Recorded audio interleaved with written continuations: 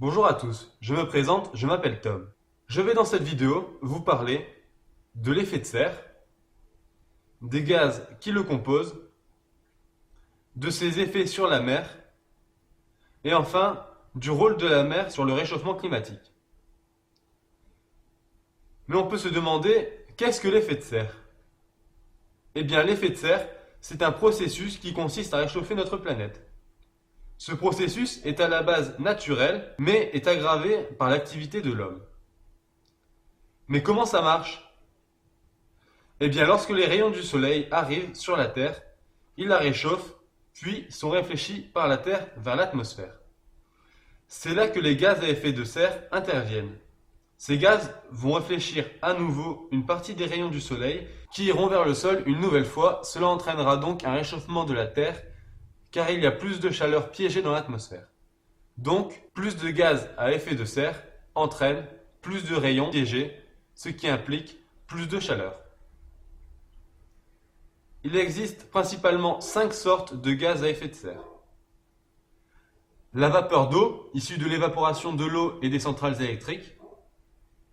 Le dioxyde de carbone, issu de la respiration et des énergies fossiles, c'est le gaz à effet de serre le plus rejeté par l'homme. Le méthane, qui provient de la décomposition des végétaux et des élevages. Le protoxyde d'azote, venant des marécages et de certains engrais. Et enfin, l'ozone, venant de la foudre et des industries. Le réchauffement a beaucoup de conséquences, notamment sur la mer. La hausse de température entraîne une fonte des glaciers, ce qui augmente le niveau des océans.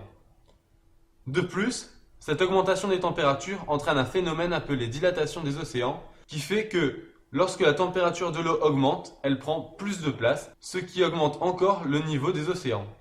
Le risque de ces phénomènes est que les continents soient de plus en plus petits. En effet, si jamais les océans prennent plus de place, les marées seront plus hautes, ce qui impliquera que les continents seront plus petits.